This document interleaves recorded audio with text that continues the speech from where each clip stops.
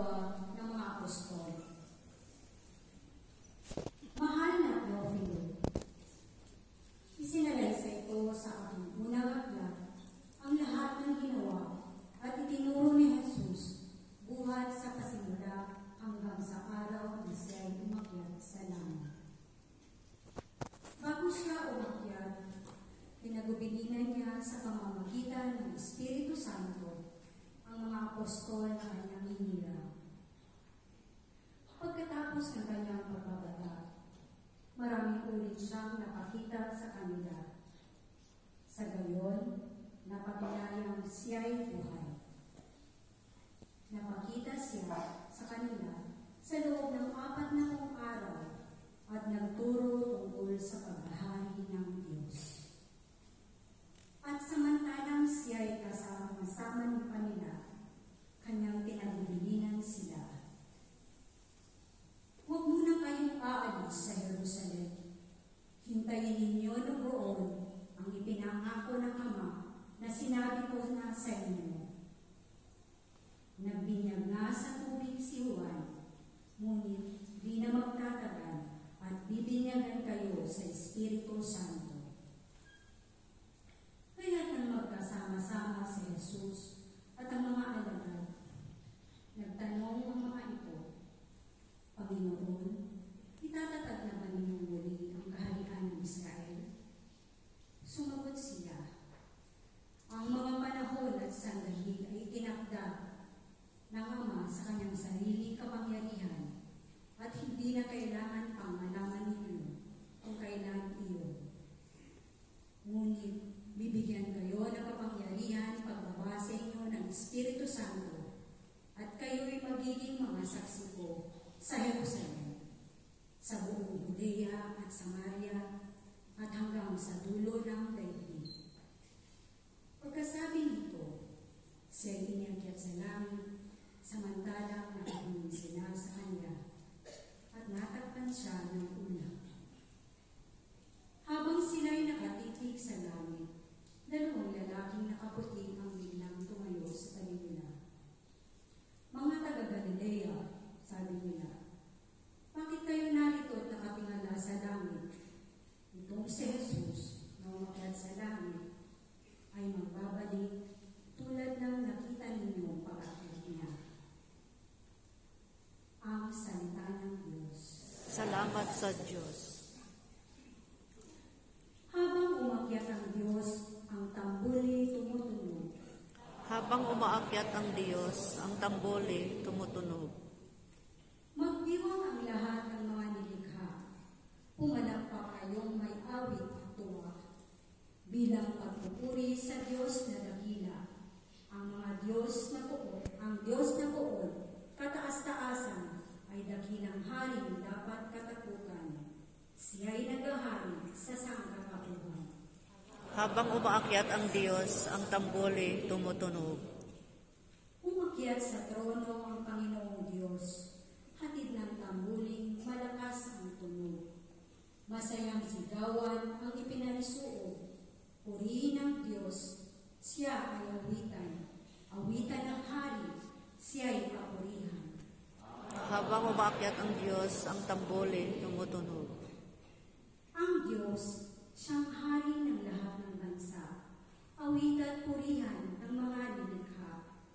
Maghahari siya sa lahat ng bansa, magmula sa tronong banal at dakila. Habang umaakyat ang Diyos, ang tambuli tumutunog.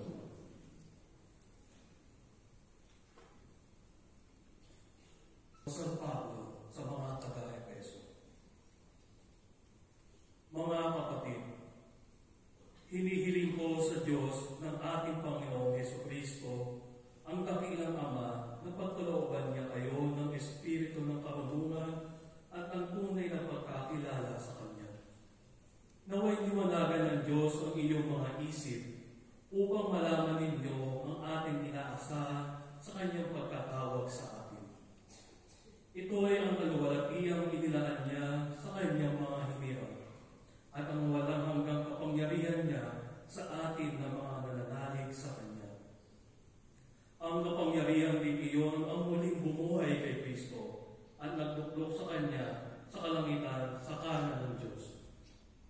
Kaya't nasa ilalim ng kapangyarihan ni Kristo ang lahat ng paghahari, kapamahalaan, kapangyarihan at pamumunuan. Higit ang Kanyang pangalan kaysa lahat ng pangalan, hindi lamang sa panahon ito, kundi pati sa darating. Ipinailalim ng Diyos sa kapangyarihan ni Kristo ang lahat ng bagay at Siya ang ginawang ulo ng simbahan. Ito ang katawan ni Kristo, ang kapuspusan niya na pumupuspos sa lahat-lahat. Ang salita ng Diyos. Salamat sa Diyos. Ang mabuting balita ng Panginoon ayon kay San Lucas. Papuri Puri sa iyo, Panginoon. Noong panahong iyon, sinabi ni Jesus sa kanyang mga alagad, ganito ang nasusulat, kinakailangang magbata ng hirap at mamatay ang Mesiyas at muling mabuhay sa ikatlong araw. Sa kanyang pangalan, ang pagsisisi at kapatawaran ng mga kasalanan ay dapat ipangaral sa lahat ng bansa magmula sa Jerusalem. Kayo ang mga saksi sa mga bagay na ito. Tandaan ninyo, susubuin ko sa inyo ang ipinangako sa aking ama, ng aking ama, at huwag kayong aalis sa lungsod hanggang hindi kayo napagkakalooban ng kapangyarihan mula sa itaas. Pagkatapos, sila isinama ni Jesus sa labas ng lungsod. Pagdating sa Betania, itinaas niya ang kanyang mga kamay at pinagpala sila. Samantalang ginagawad niya ito, siya na may lumalayo paakyat sa langit. Siya'y sinamba nila. Pagkatapos, sila'y nagbalik sa Jerusalem at naglay ang malaking kagalakan.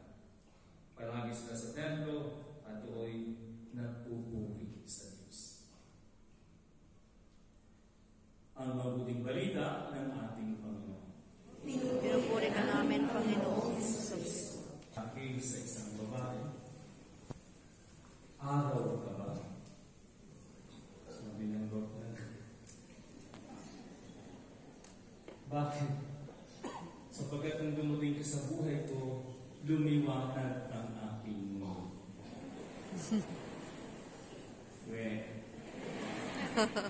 Mga kapatid, at nagdidilawang natin ngayon ang kapistahan ng dakilang pag-akyat ni Jesus sa kalangitan. Ang paginilayan natin ngayon ay ang tatlong letrang S. Una, ang sulat ng Diyos. Pangalawa, ang simula, sapagkat ang pag-alis ni Jesus ay hindi katapusan, kundi panibagong simula. Pangatlo ay ang pagiging saksi ng mga disipulo at nating lahat sa mundo. Una po ay narinig natin sa unang pagbasa ang sinabi ni San Lucas sa ating unang pagbasa, ating narinig. Ang sabi niya,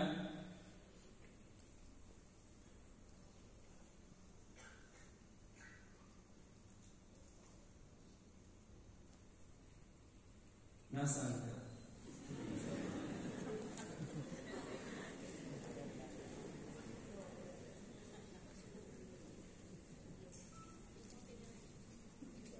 Nasaan ka nga? Hindi naka-ready.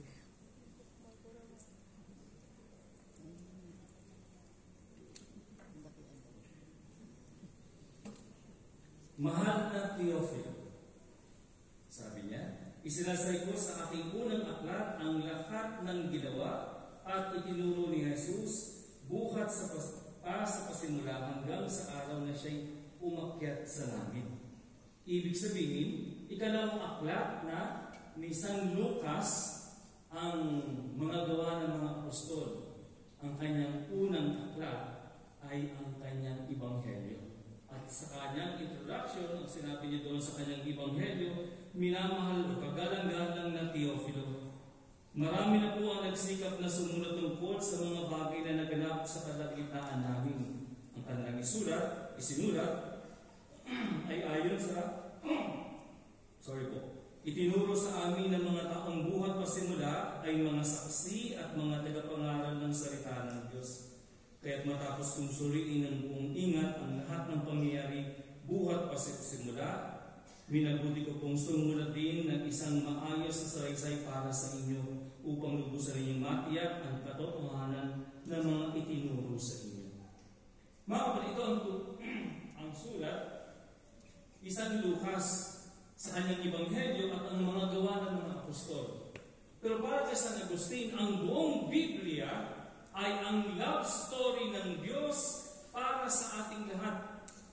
Para kay San Agustin, kung isummarize ang Biblia sa isang salita, sa Ingles ay 4 na letra lamang. Kung sa Filipino ay 7 letra lamang.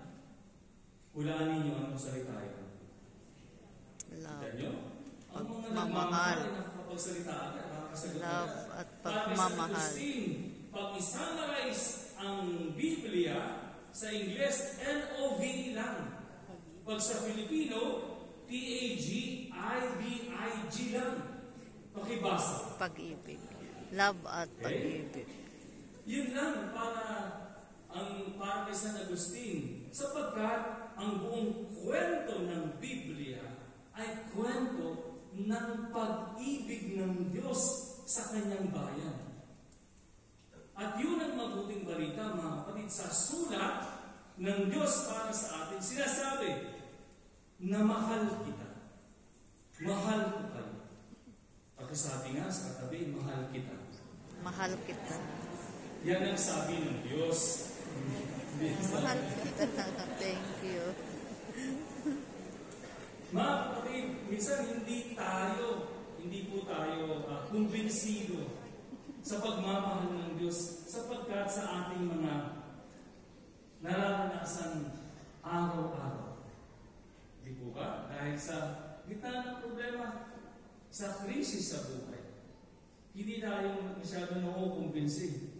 Pero, ang ginawa ng Diyos na dami sinasabi sa atin at pinapahayag dito sa ating pananampalataya na ang Diyos na makapangyarihan ay unang tanda ay bumaba at naging taong tulad natin. Para sa iba, hindi pwede yun.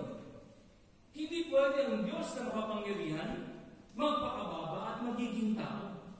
Para sa kanila, hindi pwede. Pero sa atin, at yan ang ating pinapahayag, lagi sa ating pagpapahayag ng ating pananampalataya, Diyos buhat sa Diyos. Ano po? Papahayag natin lagi tuwing linggo ang ating pananampalataya. Ang bugtong na anak ng Diyos, Diyos buhat sa Diyos, liwanag buhat sa liwanag, Diyos na totoo, buhat sa Diyos na totoo. Sinilang hindi ginawa at so on and so forth. Sapagkat dahil sa kanyang pagmamahal, ang Diyos ay naging tao at naranasan ng lahat ng tao, maliban lamang sa kasalanan. At minsan, nagre-reklamo tayo dahil nga sa krisis at problema na naranas natin. Ang dinaranas ng anak ng Diyos ay mas higit. At nakita natin lagi ang pagpapahayag ng kanyang pag-ibig. Yun ang sinasabi ni San Lucas. Ang sentro ng ating pananampalataya, ang paghihirap, ang pagbataan ng Diyos, ang kanyang pagpasa ng krus, at ang kanyang kamatayan, yan ang tanda ng pagmamahal ng Diyos. O hindi lamang natatapos doon, sapagkat pagkatapos ng araw, siya muling nabuhay. At hindi lamang natatapos doon, siya ay umakyat sa kalangitan para ipaghanda tayo ng lugar na magiging kasama siya at ang Diyos Ama at ang Espiritu Santo. Yan ang sulat ng Diyos. Pagmamahal sa bawat isa sa atin. Ang alawang letra ng S ay ang simula. Ang pag-akyat ni Jesus sa kalangitan ay hindi ibig sabihin katapusan. Sa pagpangako niya ay padala ang Espiritu Santo na magiging gabay sa mga apostoles at sa simbahan at sa ating lahat. At alam natin, nakahanda natin sa susunod linggo ang ating pagdiriwang ng Pentecost sa pagbaba ng Espiritu Santo, ang gabay ng simbahan. Mga kapatid, alam natin sa kwento ng simbahan, maraming mabuti, banal, at hindi mabuti na mga Santo Papa. Sa haba ng kwento ng simbahang Katolika, ang daming iskandalo na mga pari, obispo at Santo Papa. Pero sa 2,000 taon na kwento ng simbahan, hanggang ngayon nakatayo pa rin. Nasaan ang mga ibang imperyo sa lupa? Nasaan na sila ngayon? Wala na. Pero ang simbahan nakatayo pa rin. Hindi dahil sa Santo Papa, hindi dahil sa mga obispo o mga pari. Dahil ang pundasyon ay walang iba kundi si Yesu Cristo. At ipinahayag yung kwento ang sa aklat ng mga gawa ng mga apostol, pinakita nung simula ng pagkakay Yesu Cristo at ang paglago ng simbahan, pagdami ng mga tagasunod ni Cristo. At hindi madali ang naranasan ni Pedro, kung mababasahin natin mula sa chapter 1 hanggang chapter 12, ang kanyang ginawa. Mula chapter 13 hanggang chapter 28 ng mga gawa ng mga apostol, ang misyong ginawa ni San Pablo naman. At hindi madali ang kanilang pagpapahayag ng salita ng Diyos, ang kanilang pananampalataya tungkol kay Jesus. Pero, yun mula doon at bagong simula ng simbahan. Uulitin ko, kahit sa dami ng krisis o ng skandalo sa simbahan, nakatayo pa rin. Sapagkat, ang pundasyon ay walang iba kundi si Jesus. At ang gumagabay ay ang Espiritu Santo. Pangatlong letter S, tayong lahat, mga apostol at tayong lahat, ay tinatawagang maging saksi sa katotohanan ito. Sabi ni Jesus sa ating Ebanghelyo, tayong lahat ay maging saksi doon sa katotohanan. Siya ay nagkatawang tao, nagbata ng hirap, namatay at muling nabuhay at umakyat sa kalangitan. Ibig sabihin, maging saksi ng ating pananampalataya sa Diyos, sa Anak ng Diyos at sa Espiritu Santo. Ngayon, hanggang sa buhay na walang hanggan. Amen. Magsitayo po siya.